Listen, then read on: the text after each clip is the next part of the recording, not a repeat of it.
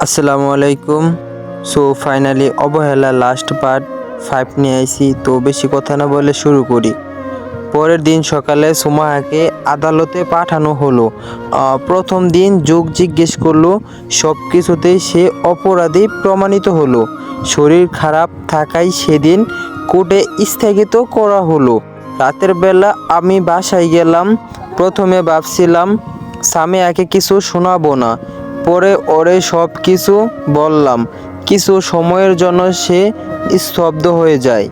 হওয়ারই কথা, যতই হোক না বোন তো। কিছু না বলে চুপচাপ সে রান্নাঘরে চলে যায়। খাওয়ার সময় আমার পাশে এসে দাঁড়ায়। আমি কিছু বলবে, সামিয়া আপু এখন কেমন আছে? আমি আছে, তবে বেশি ভালো না। তার ব্যবহার সাইকো প্রাকৃতির মতো হয়ে গেছে, শরীরও ভেঙে গেছে। সামিয়া আমার একটা অনুরোধ রাখবেন? আমি কি? সামিয়া যতদিন আপুকে শাস্তি দিচ্ছে না ততদিন আমাদের বাসায় নিয়ে আসুক। আজকে কত বছর দেখি না। আমি এটা পসিবল না, সে এখন থানায় থাকবে।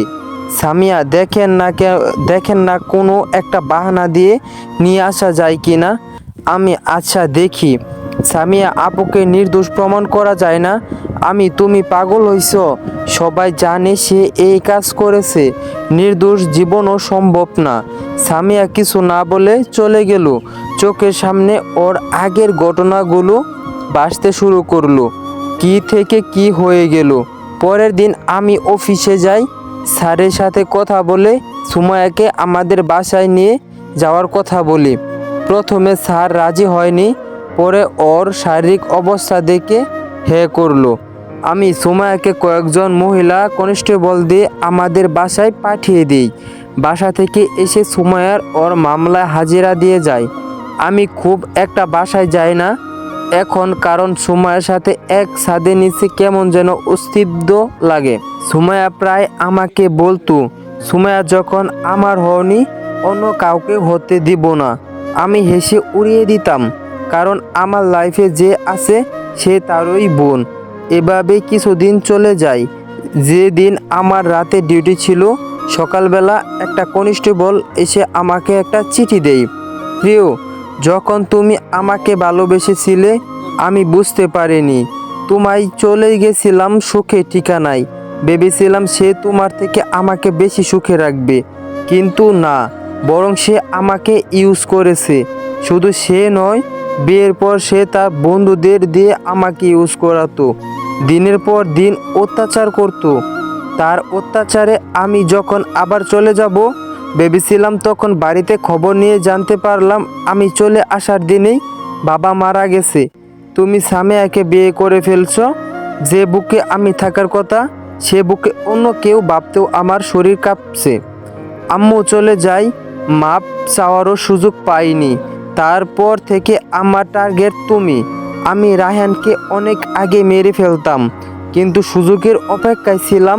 যখন শুনলাম তুমি এই থানায় আছো, তখন এই কাজ করে ফেললাম। ওরে হত্যা করলাম, কারণ আমি জানি তখনই তোমার সাথে আমার দেখা হবে। এক এক করে যতজন তোমার আর আমার লাইফে আছে সবাইকে আমি শেষ করে দিব। তোমার লাইফে অন্য কেউ আমি ভাবতেও পারবো না।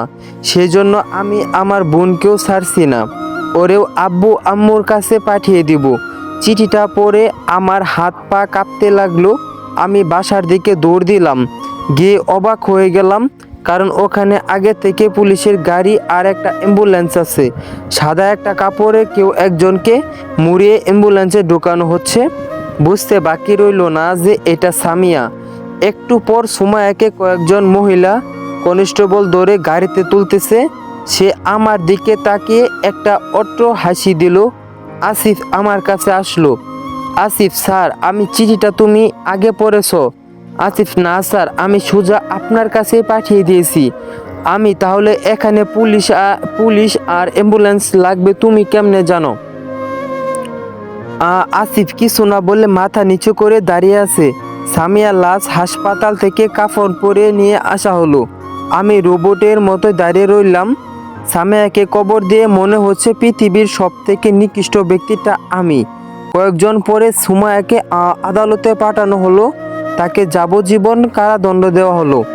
খুশি হব নাকি কাঁদবো সেটাই বুঝছি না। সামিয়ার কবরের পাশে গিয়ে বসে রইলাম। অফিস থেকে আমাকে কিছুদিনের জন্য ছুটি দেওয়া হলো। সকালে ফজরের নামাজের পর আসিফ কল দিল, সুমাইয়া নাকি আত্মহত্যা করেছে। তাড়াতাড়ি করে অফিসে গেলাম।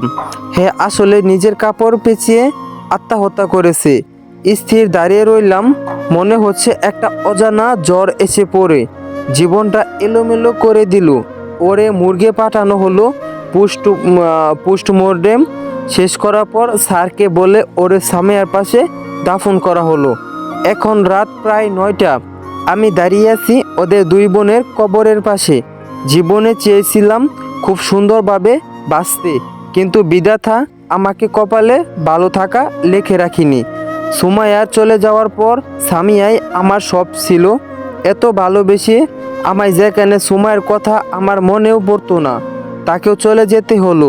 বাবা চলে যাওয়ার পর মাও একা রেখে চলে গেল। যাকে ঘিরে বাঁচতে চেয়েছিলাম সেও চলে গেল। সুমাইয়াকে কবর থেকে তুলে একটা কথা বলতে ইচ্ছে করছে, গায়ের রং সুন্দর হলে মানুষ সুন্দর হয় না, অনেক টাকা থাকলে মানুষ সুখী হয় না। হয়তো আমি কালো ছিলাম, গরিব ছিলাম, কিন্তু আমারও সুন্দর একটা মন ছিল। ওর প্রতি ভালোবাসা, শ্রদ্ধা, সম্মান সবই ছিল, শুধু সেই ছিল না। টাকা থাকলে সব সুখ পাওয়া যায় না, সুখ পেতে হলে মন লাগে, ভালোবাসা লাগে। জীবনের জন্য একা করে সবাইকে নিয়েই সে চলে গিয়েছে। আসলে সে ঠিক বলেছে, আমার লাইফে অন্য কাউকে সে কখনো সহ্য করতে পারবে না। সেই জন্য নিজের বোনকেও ছাড়েনি।